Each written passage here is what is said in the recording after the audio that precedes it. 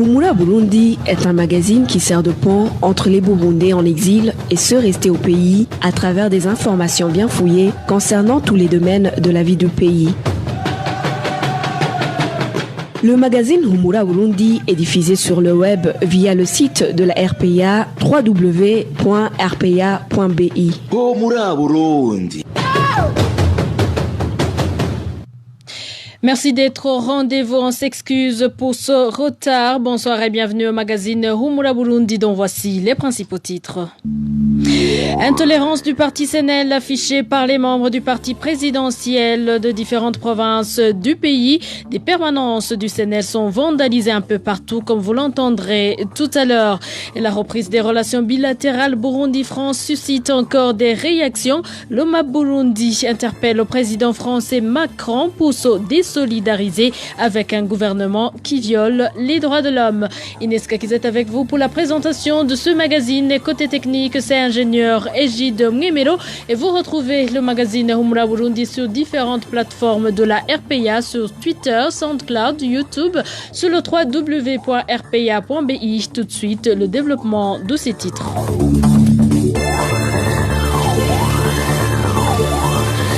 Encore une fois, bonsoir et bienvenue. Commençons par la page diplomatie. Le mouvement MAP Burundi demande à la France d'arrêter la coopération reprise avec le Burundi. Dans une correspondance adressée au président français, ce mouvement a indiqué ne pas comprendre comment la France peut oser aider un gouvernement qui bafoue les droits de l'homme.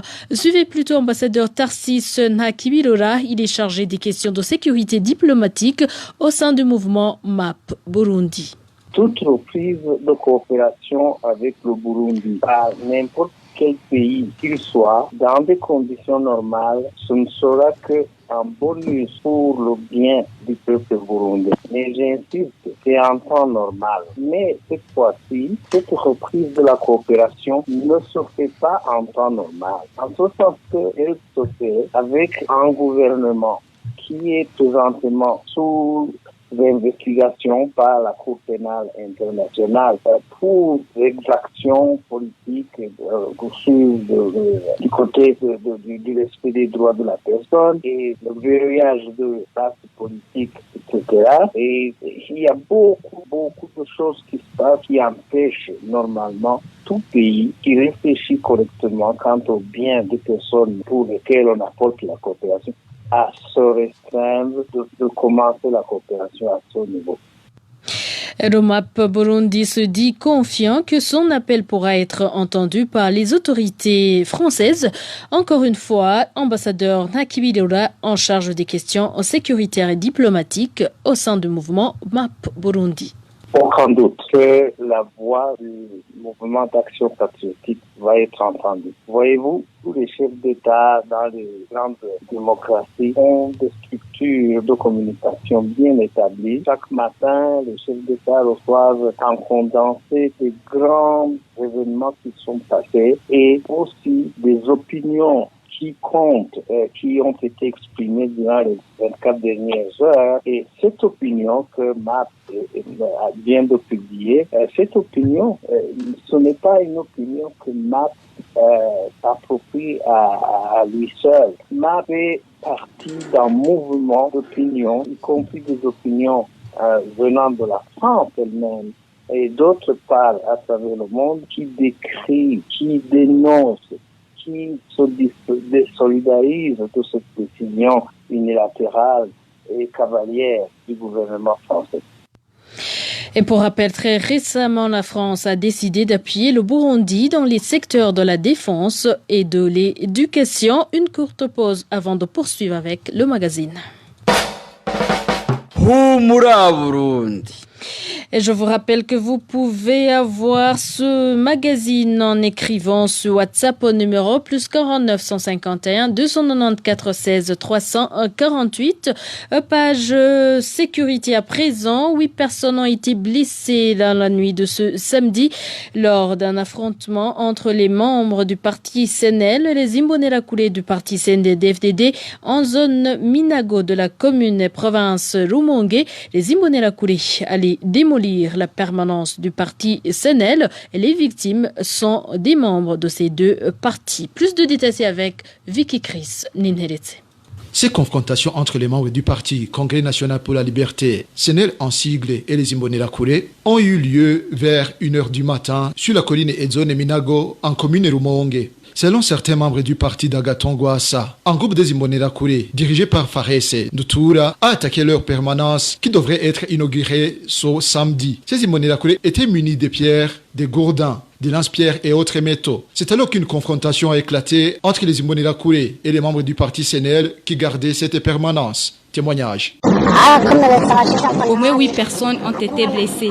Il y a ceux qui sont toujours à l'hôpital et d'autres qui sont rentrés après avoir été soignés. Avant-hier, c'était la permanence du SNEL en zone Kizuka qui avait été vandalisée.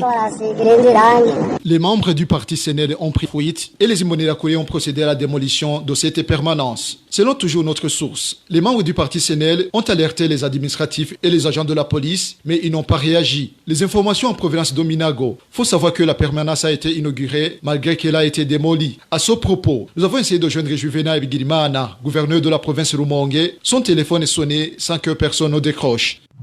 Merci Vicky Chris. Ninheretse, les responsables du SNEL déplorent cette intolérance dont ils sont victimes dans différentes localités du pays. Sur les ondes de la radio Isanganiro, honorable Terence Manilambona, chargé de la communication au sein du parti SNEL, regrette que les permanences de leur parti sont vandalisées ici et là, au vu et au su des administratifs. Et tension ce samedi matin entre les fidèles de l'église adventiste du 7e jour en commune Buganda de la province Cibitoke.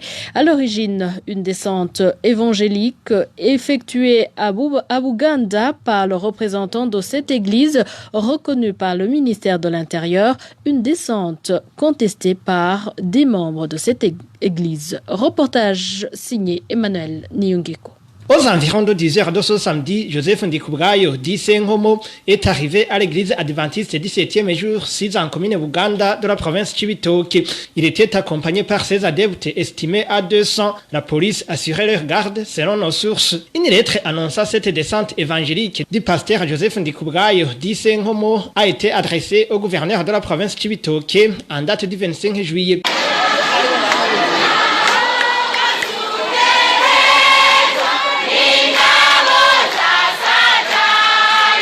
À ce moment, ce représentant de l'église adventiste du 7e jour voulait entrer dans le bureau du siège de l'église dans la région nord-ouest. Le commissaire de police en province Cibitoke, Monfort Ndolelaho, ainsi que l'administrateur de la commune Buganda étaient sur les lieux. Du coup, des militaires lourdement armés ont également débarqué. Des milliers de fidèles de l'église ont refusé que ces bureaux soient assiégés, même si la police a voulu user de la force. Cette situation est restée inchangée jusqu'à 15 heures. Partout, c'était des cris de contestation à l'endroit de ce pasteur.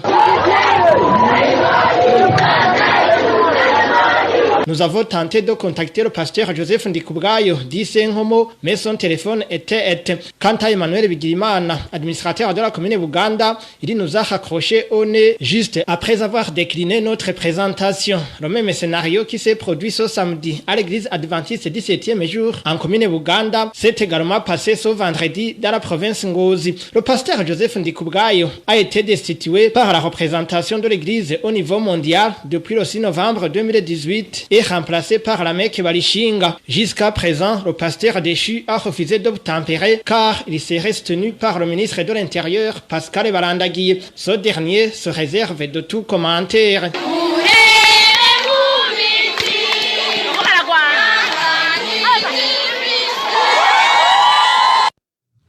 Merci à toi aussi, Emmanuel Niungeko, et hors de nos frontières pour les informations concernant les réfugiés burundais. Dans notre série de reportages sur les difficultés quand les réfugiés burundais se trouvent dans les camps de la Tanzanie à se faire soigner, notre consoeur Rachel Kagissier vous parle d'une fille née sans organe d'évacuation des déchets suite à cette malformation. Tous ses besoins passent par son organe génital. Ce sont les pleurs d'une enfant de Kandonduta. Et répond au nom de Glace Ninina Hazwe. Cette fillette de 18 mois est née avec une malformation. Tous ses besoins sortent par ses parties intimes. Témoignage de sa mère. Il est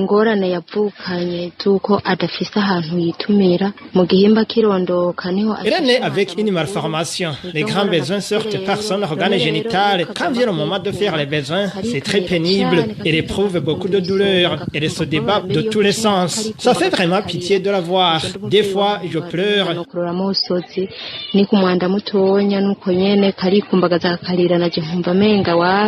Ce n'est pas chose facile pour cette famille de réfugiés de trouver le régime alimentaire adapté à l'état de cet enfant. Le MSF avait, selon sa mère, promis de transférer cette fillette vers l'hôpital de Bugando, c'est dans la province de Mwanza. Mais la promesse n'aura pas été tenue. La rédaction de la RPA a cherché à joindre la coordinatrice des travaux de l'MSF au camp d'Ondouta sans y parvenir. Son téléphone ne passe pas. Je te remercie à toi aussi, Rachel Kagissier. Je m'excuse pour ces imperfections. Et voilà, fidèles auditeurs, c'est par ici que nous mettons point final au magazine Humura Burundi de ce samedi 27 juillet 2019. Merci pour votre fidélité. Merci à toute l'équipe rédactionnelle, sans bien sûr oublier ingénieur Egide Mnemero pour sa complicité technique. Inès Kakiza, j'étais avec vous. Je vous souhaite de passer un bon week-end chez vous.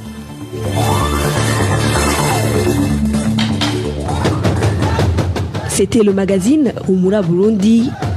Un magazine comprend pour relier les Burundais en exil et ceux toujours au pays à travers une information de qualité.